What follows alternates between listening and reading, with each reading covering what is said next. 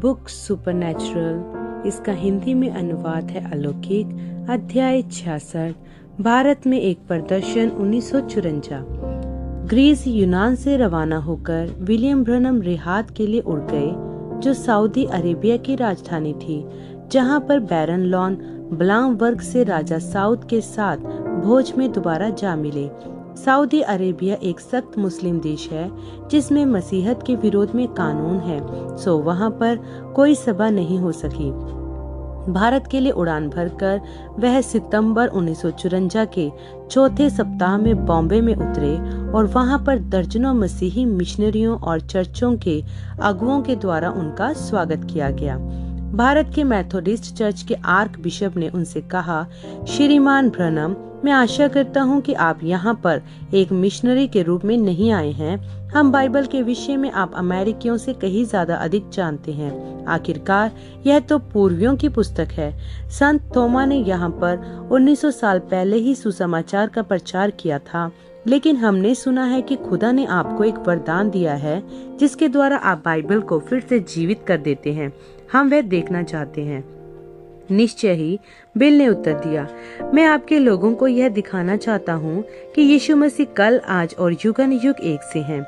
हालांकि उन्हें यह पहले से ही बता दिया गया था कि बॉम्बे गरीब लोगों की एक बड़ी भीड़ से भरा हुआ है। फिर भी उस लगातार हर जगह चलने वालों की भीड़ को देखने के लिए वे तैयार नहीं थे। लोग फुटपाथों पर कंधे से कंधा रगड़ते हुए चल रहे थे, लगातार सड़क पर ही घुस आते थे, जिसके कारण उनकी टैक्सी को हॉर्न बजाते हुए उनके बीच में एक लगातार उन्हें बचाते हुए आगे बढ़ना पड़ रहा था। काले बाल और गहरे रंग की खाल की ही भरमार थी। इनमें से कुछ लोग तो उन नीग्रो लोगों से भी ज्यादा काले थे जो अफ्रीका में होते हैं। सबके सब दुबले पतले और उनमें से बहुत कम लोग जूते पहने हुए थे। कई सारी स्त्रियां पूरी तरह से कपड़े पहनी हुई थी अपनी सांस्कृतिक साड़ी में, जबकि ज्यादातर पुरुष केवल लुंगी या धोती पहने हुए थे। विविधताएं ढेरों थी। बिल के अनुवादक ने कुछ खास धार्मिक समूहों को इशारे से दिखाया। काली दाढ़ी वाला एक सिख जो कि पगड़ी पहने हुए था और उसकी कमर की पेटी में एक लंबी सी कटार थी।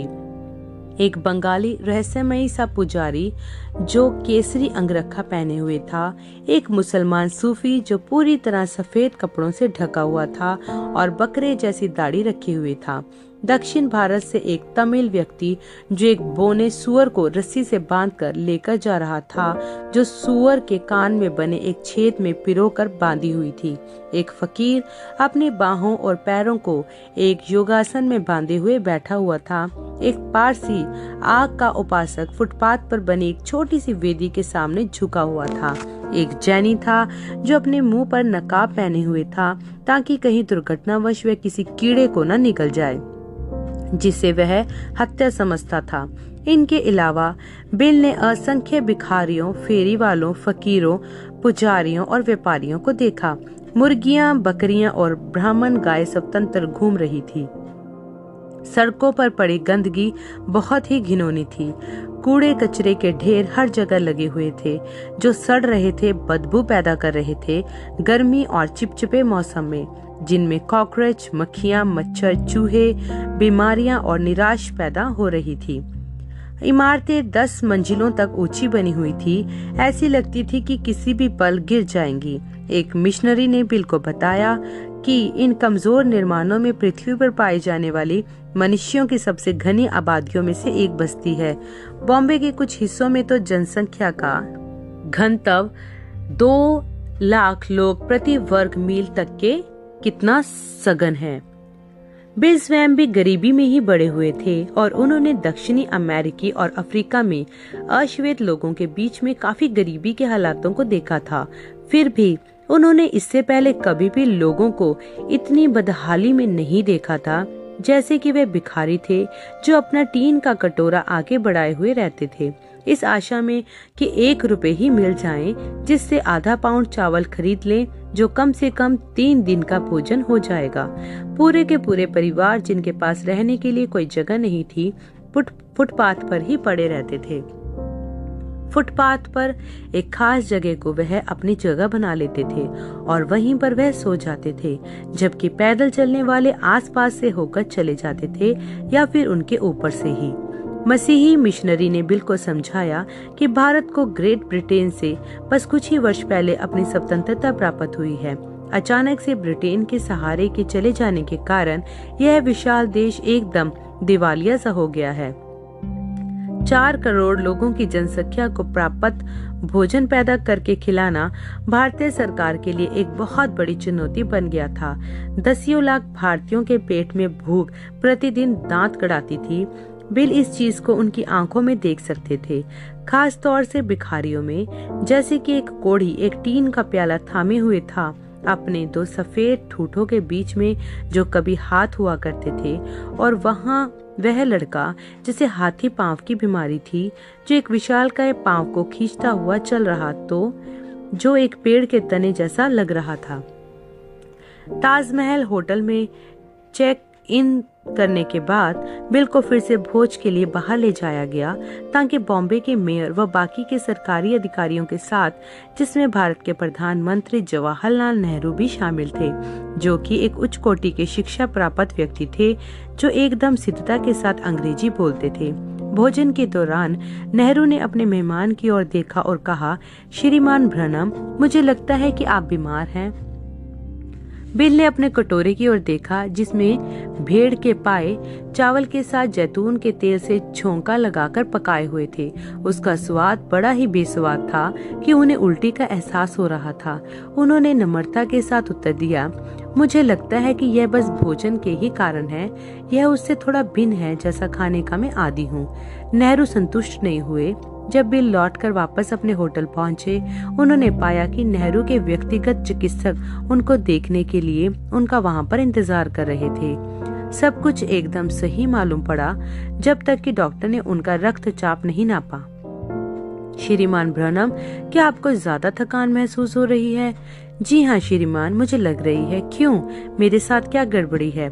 आपका रक्तचाप खतरनाक स्तर तक निमन है। वास्तव में तो यह इतना कम है कि मुझे समझ ही नहीं आ रहा है कि आप जीवित कैसे हैं। मेरी सलाह होगी कि जितनी जल्दी हो सके आप अमेरिका लौट जाएं और अपने डॉक्टर को दिखाएं। मुझे यहाँ बॉम्बे में 2 सभाएं लेनी हैं, उन्होंने थकावट भरे स्वर में बोला। फिर मैं सीधा घर चला जाऊंगा।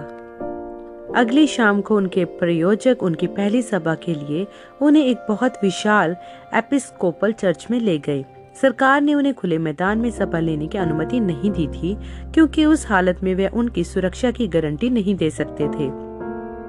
कुछ ही समय पहले जनवरी में अमेरिका से एक स्त्री प्रचारक श्रीमती डॉड भारत आई थी और बॉम्बे के बाहरी हिस्सों में कुछ खुले मैदान वाली सभाएं की थी।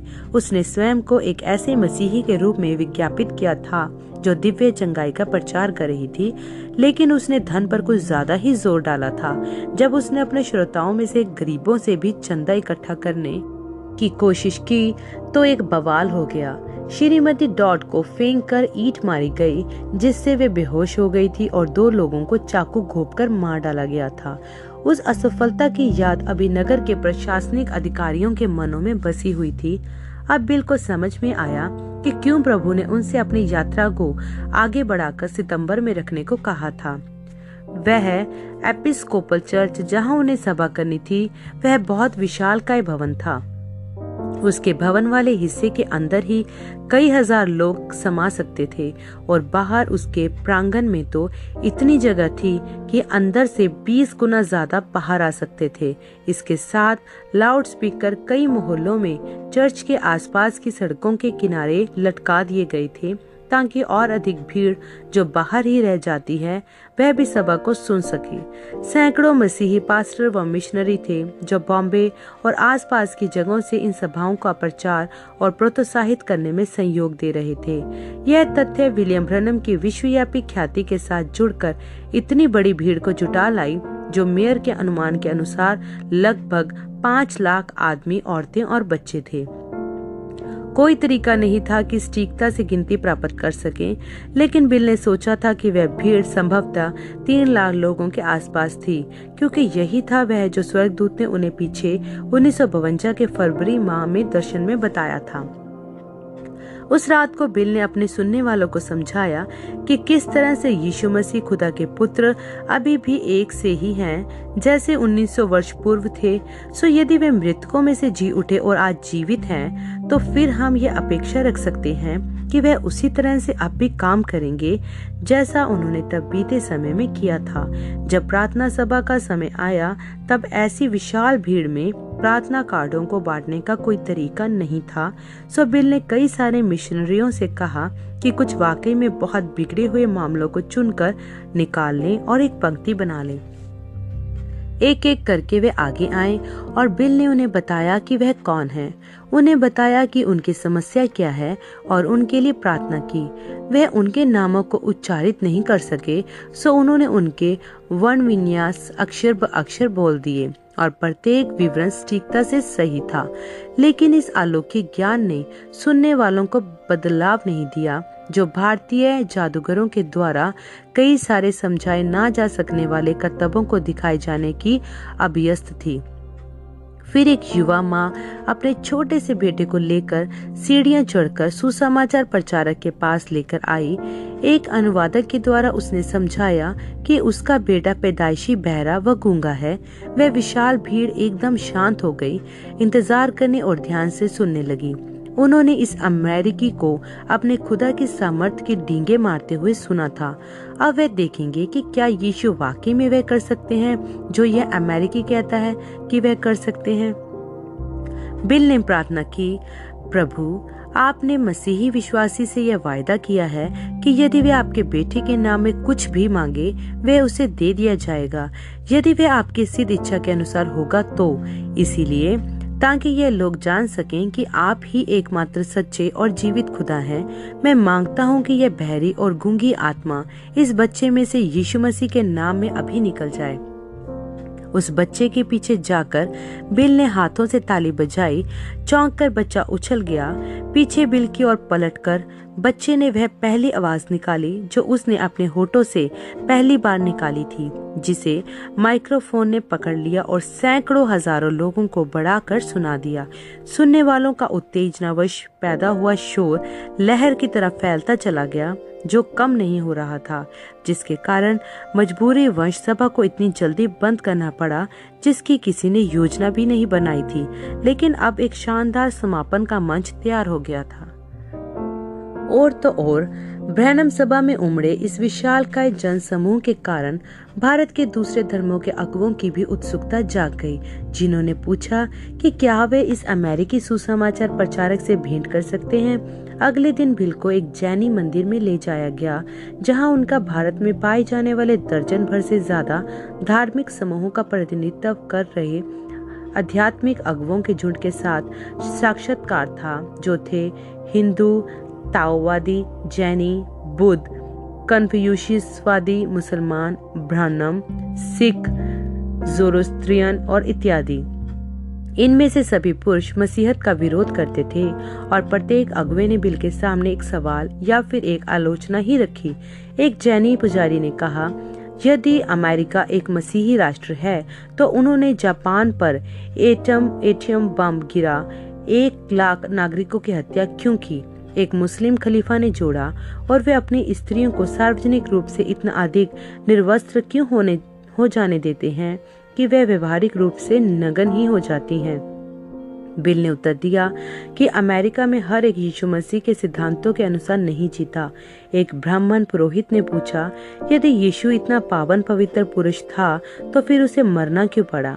बिल ने उत्तर दिया, यीशु कोई साधारण मानव नहीं थे, खुदा स्वयं उतरकर पृथ्वी पर आए थे यीशु मसीह के रूप में, ताकि मनुष्य के पापों के लिए मर सके, ताकि मनुष्य हमेशा जीवित रह सके। एकमात्र मांग जो खुदा ने रखी वह यह है कि मनुष्य उस पर विश्वास कर ले जो यीशु ने किया। एक बौद्ध सन्यासी ने पूछा, यीशु की मृत्यु हमारे पाप दूर कैसे ले जा सकती है और हमें जीवन कैसे दे सकती है। चूंकि भारत में कीड़े मकोड़े भरे पड़े थे, बिल ने एक ऐसे उदाहरण का प्रयोग किया जिससे यह लोग स्वयं को जोड़ सकते थे। पाप एक घातक मधुमक्खी जैसा होता है, नतीजतन वह प्रत्येक मनुष्य को डंक मारेगा ही, जिसके कारण उस मनुष्य की मृत्यु हो जाती है। लेकिन मृत्यु देह में आती है, प्राण में नहीं। जब मधुमक्खी डंक मारती है तो उसका डंक वहीं धंसा हुआ पीछे छूट जाता है, इसीलिए अब वह और किसी को डंक नहीं मार सकती। खुदा को देदारी होना पड़ा ताकि मृत्यु के डंक को ले ले। यही काम यीशु ने किया है। यीशु ने मृत्यु को अपना डंक उन्हें मार लेने दिया, सो उन्होंने मृत्यु से उसकी शक्ति छीन ली। अब यदि कोई भी मनुष्य उसमें विश्वास कर ले जो यीशु ने किया, तो वह हमेशा जीवित रह सकता है। और इस बात की पुष्टि यीशु ने स्वयं मृतकों में से जी उठकर कर दी थी। एक सिख ने चुनौती देते हुए कहा, यदि यीशु मृतकों में से जी उठा तो फिर हम उसे देख क्यों नहीं सकते? बिल ने उत्तर दिया, मैं जानता हूँ कि यीशु मसीह को आपके सामने मसीही मिशनरियों के द्वारा प्रदर्शित किया गया है। बाइबल की शिक्षाओं, पर्चों, स्कूलों, अस्पतालों और अनाथालयों के रूप में मैं उनमें से प्रत्येक चीज का समर्थन करता हूँ, लेकिन फिर भी मसीह आपके सामने पूरी तरह रखा ही नहीं गया है। यदि आप आज रात को मेरी सभा में आएंगे तो आप यीशु मसीह को उनकी अलौकिक सामर्थ्य में प्रस्तुत होता पाएंगे। आश्चर्यजनक रीति से वह सभी वहां आने के लिए तैयार हो गए। उस शाम बिल के गाड़ियों के काफिले को पहुंचने में 2 घंटे लग गए, पुलिस की एक पूरी कंपनी के घेरे में, ताकि भीड़ में से होकर बलपूर्वक रास्ता बनाया जा सके और उन्हें एपिस्कोपलियन चर्च तक पहुंचाया जा सके। एक बार अंदर पहुंच जाने के बाद बिल को देखकर आश्चर्य हुआ कि पुलपिट के सामने की 4 कतारों तक सिर्फ पुलिस वाले ही खड़े थे। उन पुलिस वालों के बाद पहली कतार में वे धार्मिक अगुवे बैठे हुए थे, जिनसे बिल की बातचीत उस सुबह जैन मंदिर में हुई थी। चर्च हजारों लोगों से खचाखच भरा हुआ था। बाहर कई सैकड़ों हजार और लोगों की भीड़ लगी हुई थी। जितना वे लाउडस्पीकर के करीब पहुंच सकते थे, पहुंचकर अमेरिकन सुसमाचार प्रचारक को सुनने के लिए।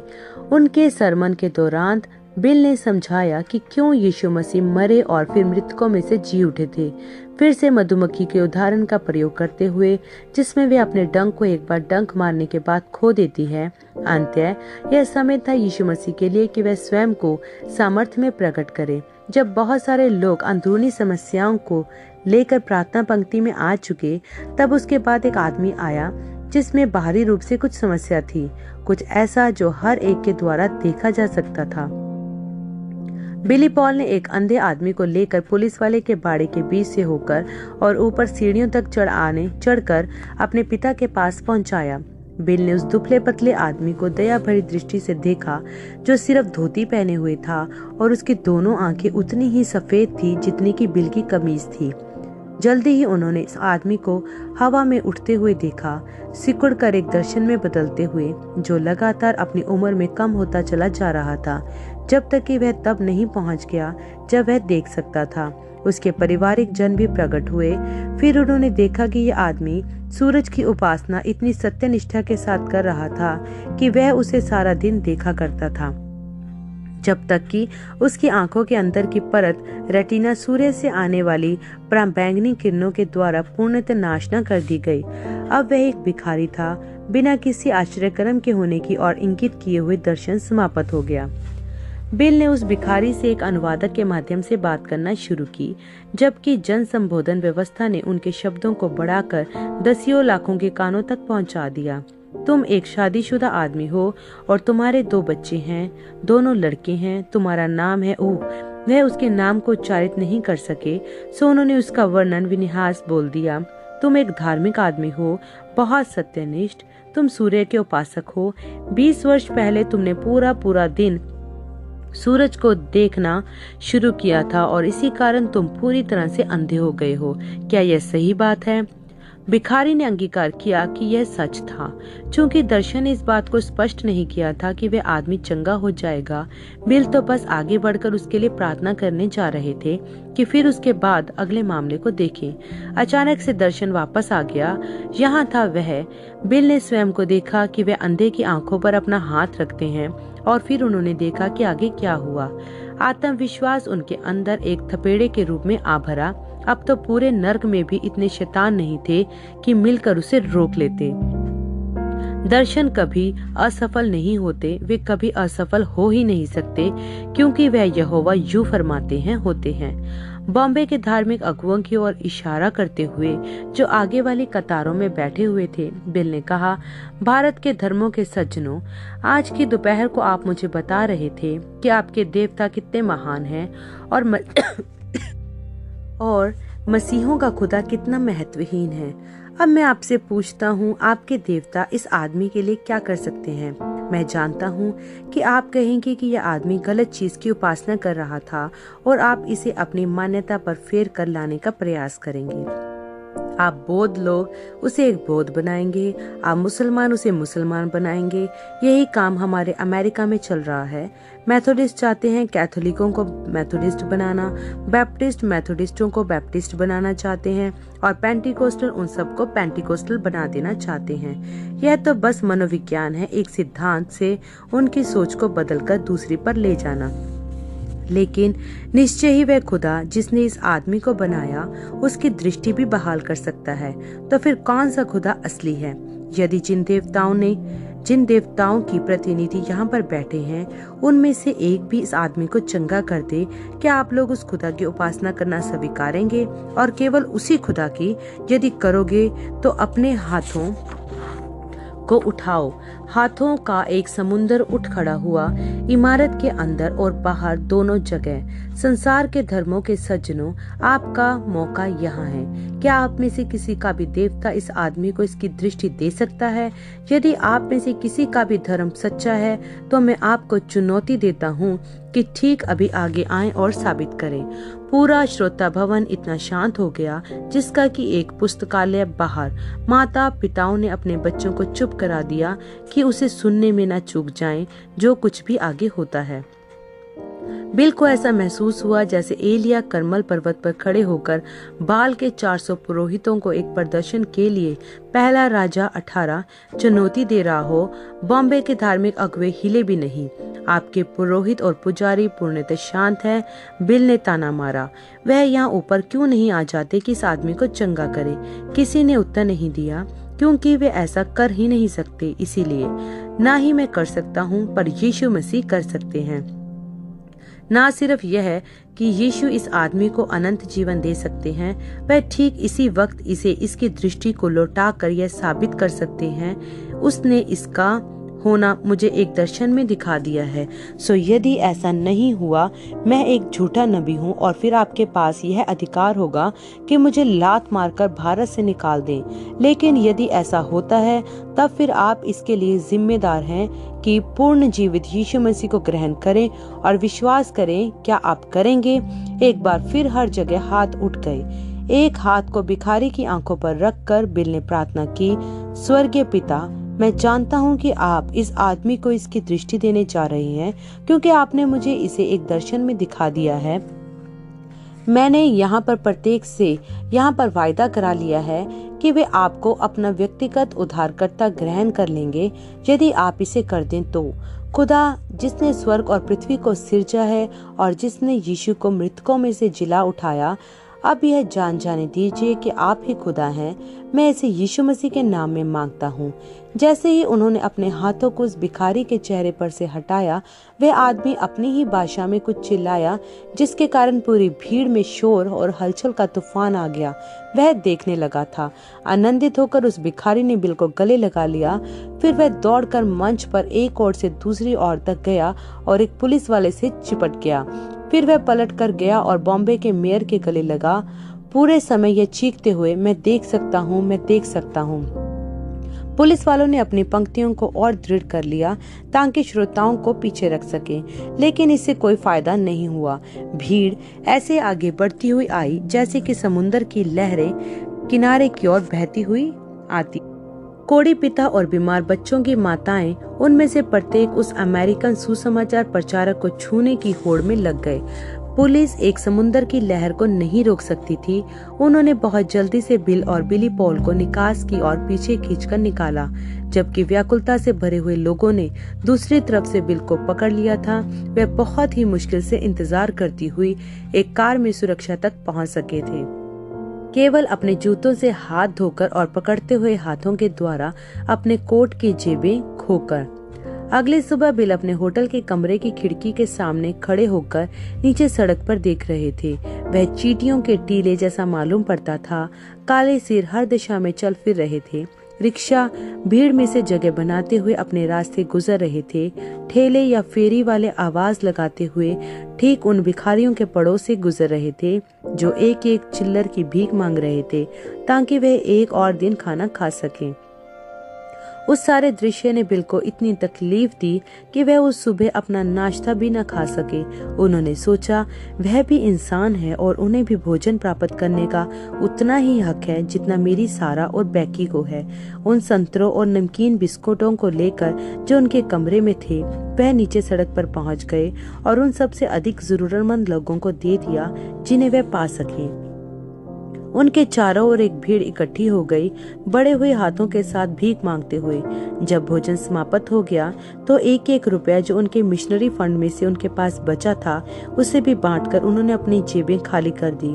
फिर वे बिल्कुल खाली हो गए, लेकिन फिर भी भिखारी उनसे मांगते ही रहे, ऐसे शब्दों में जिन्हें वह समझ नहीं पा रहे थे। वह उनके चेहरों को समझ सकते थे और उन चेहरों पर व्याप्त व्याकुलता ने बिल के दिल को तीव्र पीड़ा में मरोड़ कर रख दिया, खास तौर पर जब उन्होंने एक युवा माँ को देखा जिसके चेहरे पर किसी बीमारी के बाद छूटे हुए छेदों के निशान अभी भी बाकी थे। एक हाथ में अपने सिकुड़ चुके से बच्चे को लटकाए हुए, दूसरे हाथ से बिल को टटोल रही थी कि उसे कुछ भी खाने की चीज दे दे ताकि वे अपने भूखे बच्चे को खिला सके। उनके पास कुछ भी और नहीं बचा था कि वे दे सके होते। वे दिल में दर्द और आत्मा पर बोझ लिए हुए वापस अपने होटल के कमरे में आ गए। उसी दोपहर वे घर के लिए रवाना हो गए। आमीन।